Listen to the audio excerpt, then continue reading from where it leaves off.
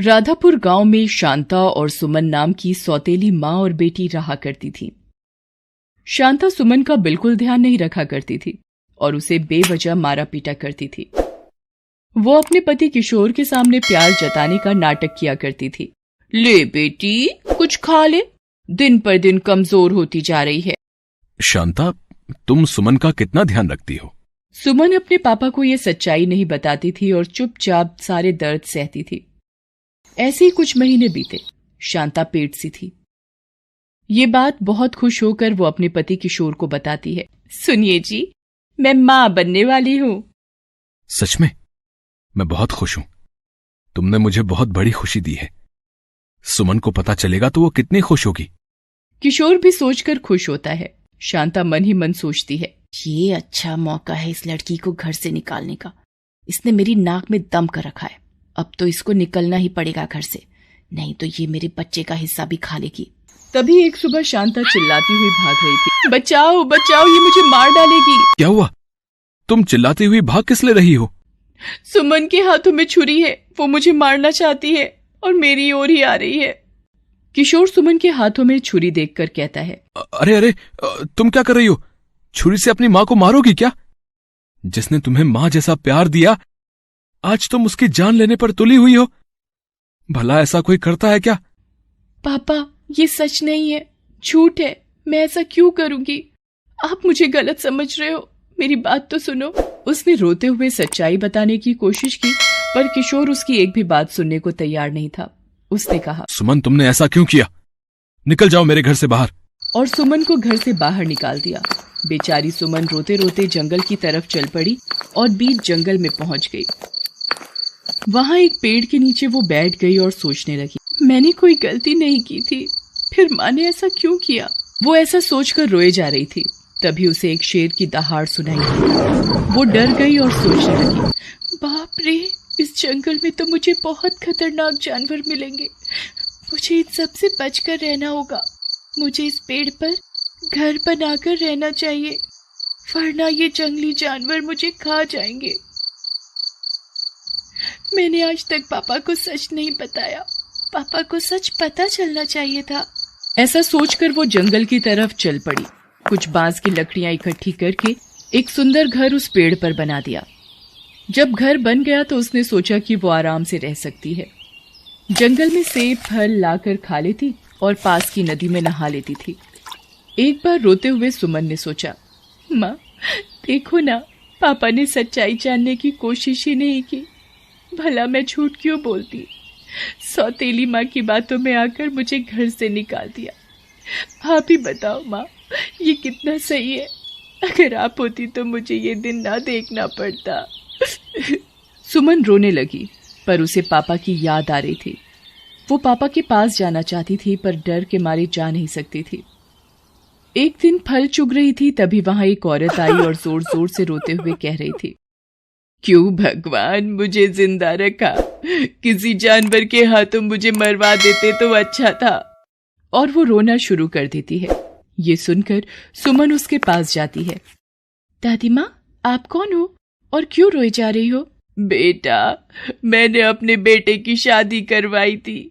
बहू अच्छी नहीं है, मुझे बहुत सताती है। मेरी वजह से उन दोनों में झगड़े होते हैं। मेरी दिक्कत के कारण मुझे घर से निकाल दिया। अब कहाँ जाऊंगी मैं? वो रो रो कर अपनी पीड़ा बता रही थी। यहाँ जंगली जानवरों का एक वक्त का भोजन बन सकूं, ऐसा सोचकर मैं यहाँ आई हूँ। और वो रोने लगी। सुमन उसकी बातें सुनकर बहुत दुखी हुई और उसे अपने घर ले आई। सुमन का बांस का घर देखकर बूढ़ी औरत आश्चर्यचकित हो गई और बोली, बेटा, तुम यहाँ अकेली रहती हो? तुम्हारे माता पिता कहाँ हैं? तुम्हारे साथ कोई नहीं रहता? मेरी माँ का देहांत हो गया है। मेरे पिता ने दूसरी शादी कर ली, पर सौतेली माँ मुझे पसंद नहीं करती। उन्होंने मुझे सब्जी काटने के लिए छुरी पकड़ाई। छुरी देकर सब्जियां नहीं दी और मुझ पर आरोप लगा दिया कि मैं उन्हें मारना चाहती हूँ और पिताजी से शिकायत कर दी। पिताजी ने गुस्से में आकर मुझे डांट कर घर से निकाल दिया। इसमें मेरी कोई गलती नहीं थी। ये कहकर सुमन रोने लगी तो बूढ़ी दादी ने उसे चुप कराया और कहा, देखो बेटा, पिछले जन्म का नाता होगा जो हम यूं मिले, अब हम साथ रहेंगे। तब से वो दोनों वहीं रहने लगे।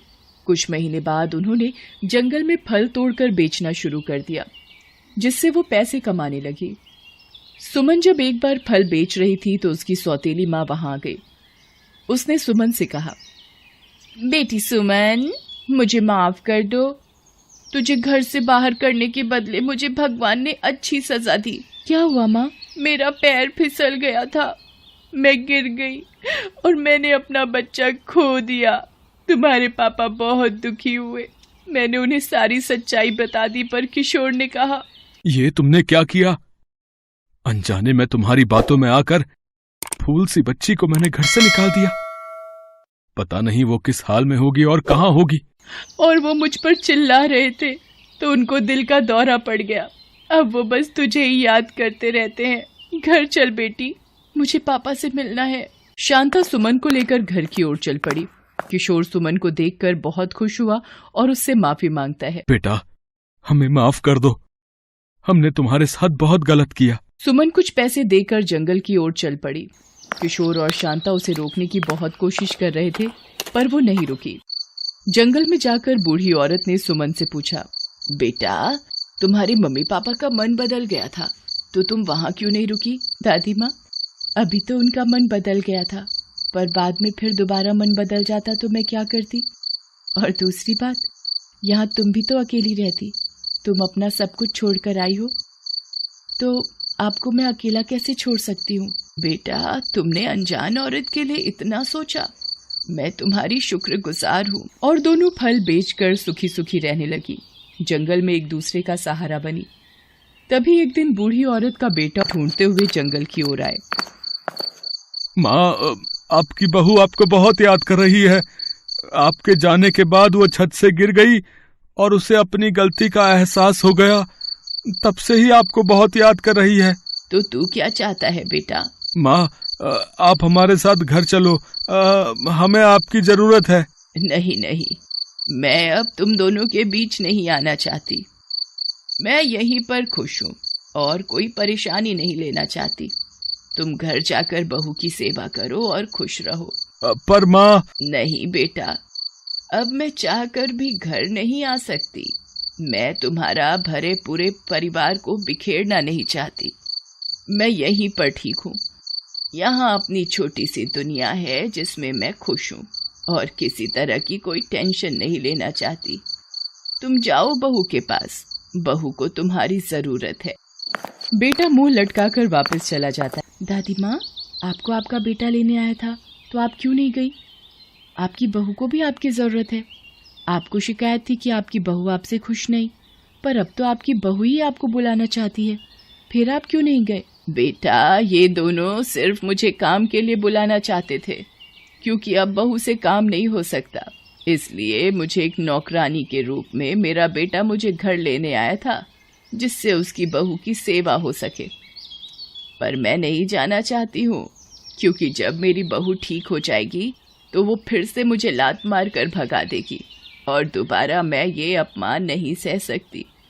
मैं यहाँ पर तुम्हारे साथ खुश हूँ, 2 वक्त की रोटी चैन से खा रही हूँ। और वो सुमन को गले से लगा लेती है। अब सुमन और बूढ़ी औरत सुकून से जीवन यापन करने लगी।